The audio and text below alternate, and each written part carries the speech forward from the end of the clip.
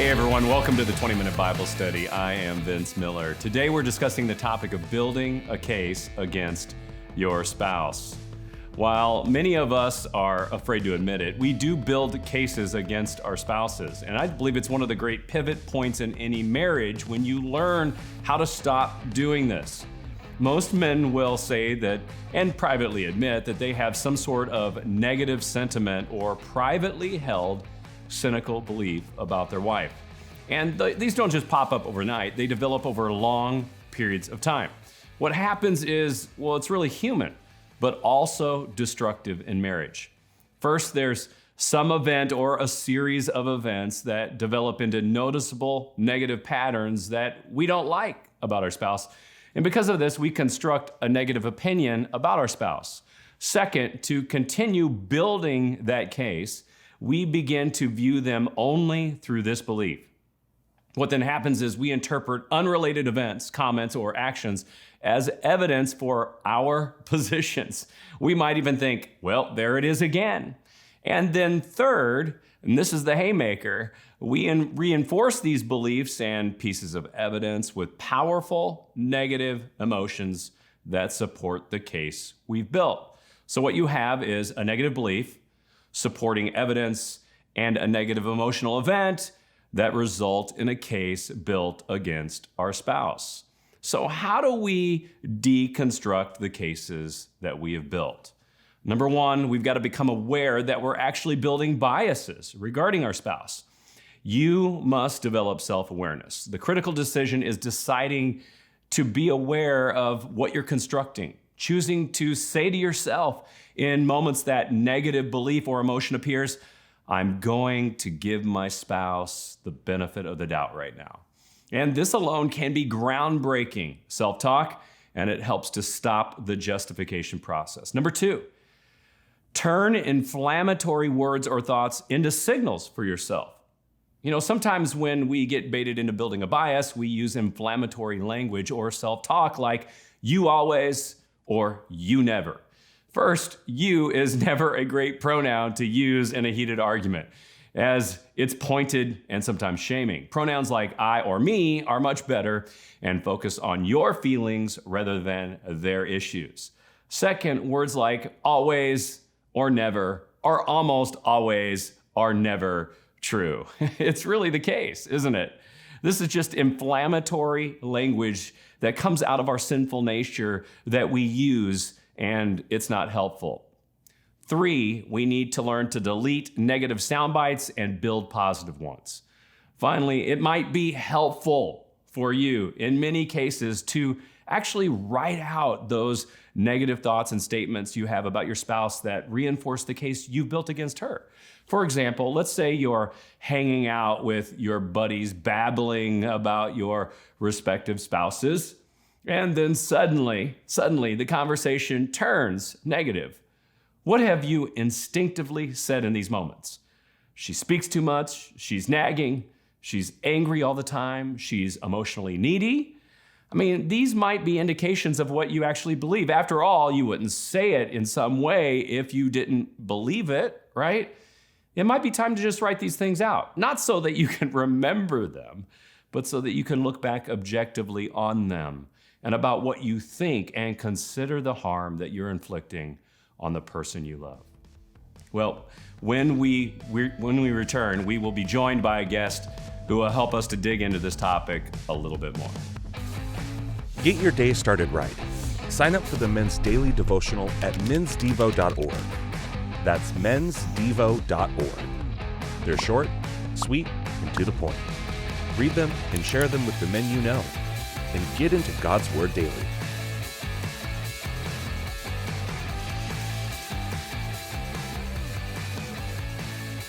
So Tyler, thanks for being with us today, bud. Sure, man. Good to be here. Yeah, it's great. So, I think I really do think that understanding how to deconstruct the case that we have built against our spouse is, well, it's pretty important. I think we underestimate that we actually do this, and it happens over years. I am sure that you've probably been guilty of this before.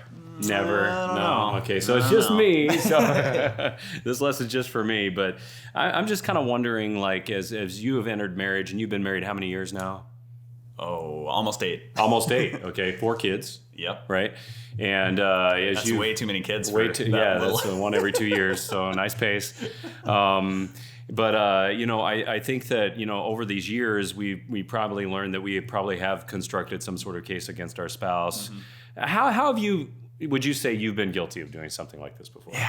I mean, there's a lot of like simple ways. There's deeper ways. I mean, one of the ones that I come up with in my head right away, I think one of the things we probably have the most conflict around in our house is just general household maintenance. What our space looks like, what our kitchen looks like, bedroom looks like, and stuff like that.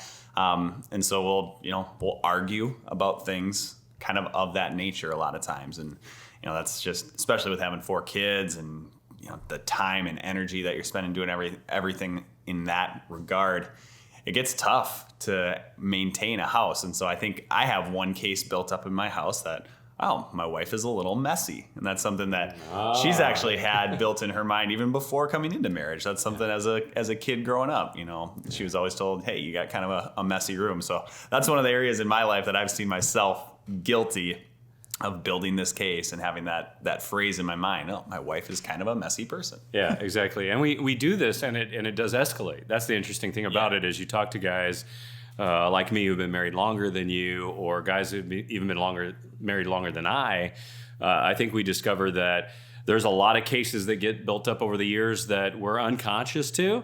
Now, you're saying you're conscious about this, but there's probably many other cases that you built in your mind that you're completely unconscious to. Now, as you have built this case about her being a messy person, do you think about her as a messy person? Do you ever give her the benefit of the doubt? I'm getting better. I'm getting much better. I think early in our marriage, it was kind of just like, what's going on? Why do we have to live this way? Why do we have to? And I make it sound worse than it actually is. She is getting better. I'm getting better. But I think the challenge is to say, we have a messy house right now, or this is a messy room, or here is a mess, and not flip that over into you are a mess or you are a messy person. I think being able to kind of separate that from who she is, an identity thing, that really helps me kind of deconstruct the case and be like, this is situational. It's not character. Yeah. See, now you're trying to separate a single issue from her character itself, right? Yeah. And I think that's where the you always language, you never language, we really start to attack a person's character, don't we? Yeah. And the issues do get more complicated. It's not just about a messy house. It's about a way a person does things, a way a person thinks, a way the person manages things in our home, a way that we deal with emotional challenges, right? We can quickly attach certain things to our identity. And if we see it enough, we naturally see patterns happen and we don't give people the benefit of the doubt. I listened to this quote. This is by Milton Berle, an old actor. He said this: "A good wife always forgives her husband when she's wrong." Think about that. It's pretty clever. She's wrong. It's pretty clever if you really think about it, right? But there's some broken. It's laughable, right? Because I mean, he's being comical at this moment. But there's an incorrect belief and assumption in this thing that she's always wrong. Yeah. And that we always need to be forgiven, right? And when we all know that the opposite is usually the case. And it is. It's usually, and we're both at fault in these situations. And that's the challenge of these moments is there's a little attack from our side, there's a little attack from their side, and it becomes impossible to unlearn these tactics and techniques that we use with each other. Now, here's a verse for you. This really digs in, I would say, the Bible study for today, but it's Romans 12:2. It says this: "Do not conform to the world, but be transformed by the renewal of the mind." I really think that gets after this deconstructing a case against our spouse issue, doesn't it? Yeah, how would you respond to what Paul says here in Romans 12:2 to just marriage? Yeah, I think, my mindset is huge in any phase of life. I think especially with a marriage relationship, within a family, the day-to-day, hour-to-hour perspective that you have on things. I mean, one of the things we talk about a lot is just having the mindset of being on the same team. I think that changes everything. A lot of times in this season, with our kids being as young as they are and having as many needs as they have, a lot of times the times we feel most on a team is like, oh, it's us against our kids, you know? Yeah. And it's amazing how, it's a weird dynamic, but feeling on the same team is a huge component of that. All of a sudden we've got this common ground. We've got that synergy. We're starting to experience more oneness now when we're able to actually feel that as a whole family. That's even better. But yeah, renewing your mind. I mean, for me, I have it, on a regular goal list that I want to have positive, encouraging affirmation of my wife.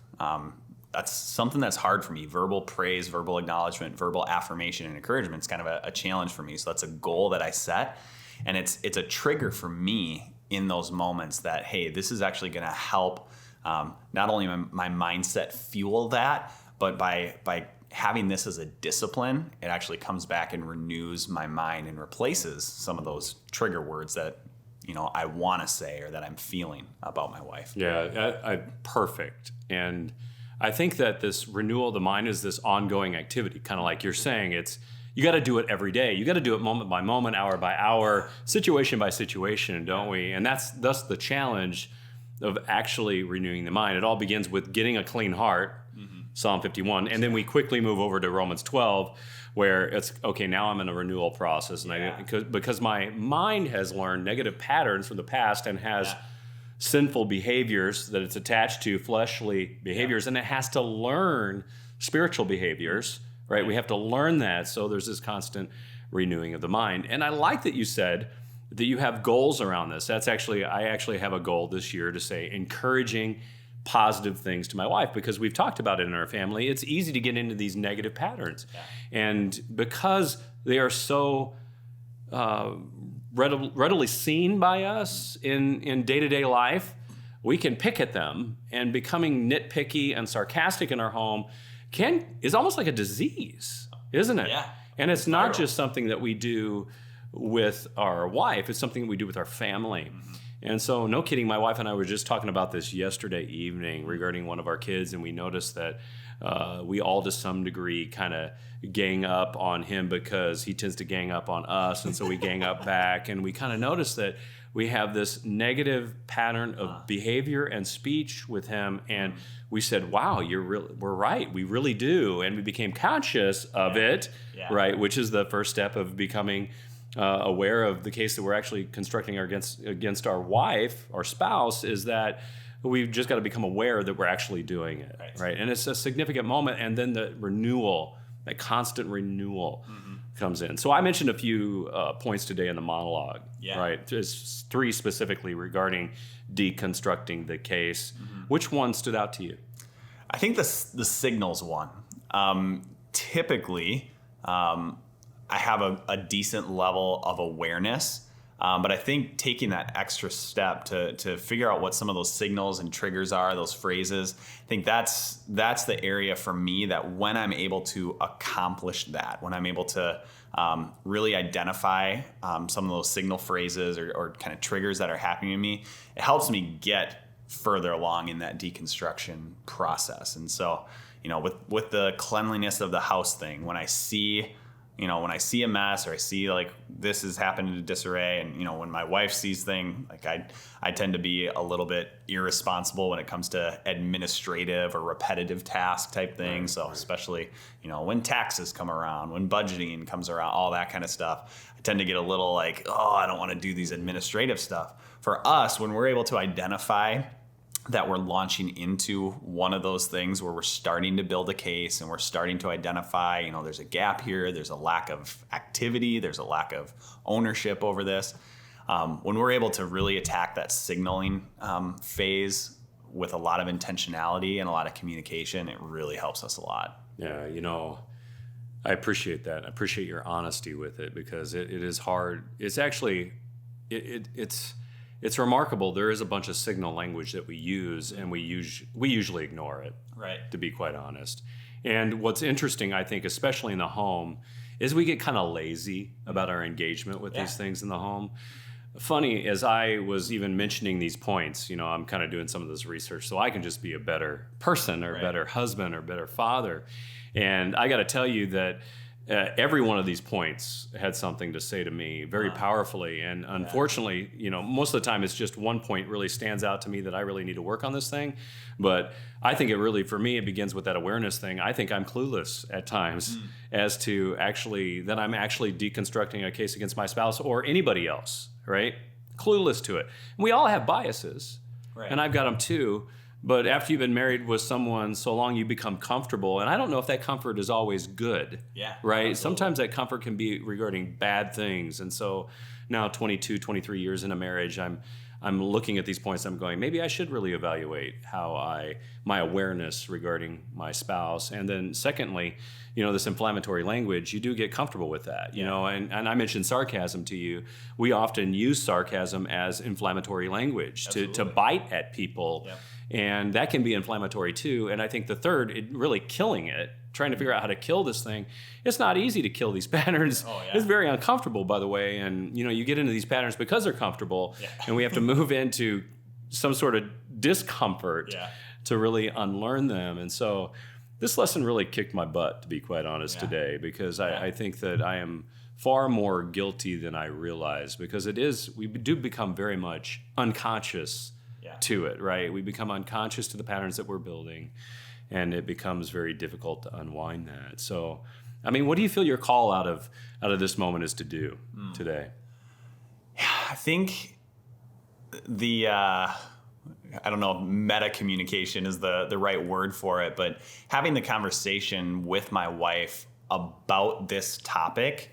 So it's not like we're stuck in the middle of an argument or stuck in the middle of a dispute trying to navigate our way through it, but we're able to kind of proactively say, hey, these are typically the areas that we build a case against each other. So being able to do the awareness piece together, I think is really good. And being able to do it in a moment in a situation where there's not a lot of, negative emotion or tension that exists.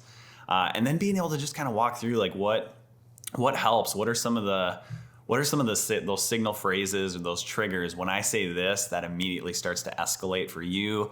What are some of the things that you say that immediately start to escalate for me? And I think having that kind of tactical, strategic conversation outside of one of the disputes I think that's kind of one of my takeaways from today is how do I approach this conversation strategically with my wife about the way that we usually handle these disputes. These disputes and issues. Yeah, that's good. I was sitting here thinking as you were talking, I think something that might help me today would be just simply to call my wife or text her or have a conversation with her about that I'm concerned that I'm doing this. Yeah. And just kind of confess that to her and see how she responds to that. And I think this is the place where transparency really comes in, because we make transparency so weird sometimes. We think it's about confessing all our sin, but sometimes it's just about confessing that you don't know. And to be quite honest with you, as we've had this conversation, I've been reflecting on myself and wondering, not only should I confess to my wife, not how she does this to me, but how I do it to her, and how I might be unconscious of what I'm doing, and even transparently ask her for help. To point it out. That might be a real level of transparency for me and my wife, but it might be easy for me to say, hey, I did this podcast today. I kind of want you to listen to it. It's a premeditated confession. Yeah, exactly. And just say, I think I need help with this. I want to make sure that I'm elevating you, not de-elevating you in our relationship. And I do love you. And so I don't want to really construct these private cases against you, because I want to be deeply connected to you. And I just wonder if that wouldn't be the powerful response to this whole thing. So Tyler, thanks for being with us again today. I think this is a great discussion. Oh yeah, I got a lot to walk away with today. Well, you got some things to do, bro. Me now, on the other hand, I'm perfect. But I think as we walk away from this today, I would just encourage you, as you men are having conversations with other men, just like we are, about some of these issues that we all face, that you would just lean into them, right? That we would lean into them emotionally and transparently. We all build a case against our spouse in some way, whether we're a man listening to this today or maybe even a woman engaging today. We want you to have a viable conversation about how you do this, because this undermines marriage and oneness. Go public with the case. Yeah, go public with it, man. Like, bring it out, draw attention to it, address it, and kill it, right? We should kill these things.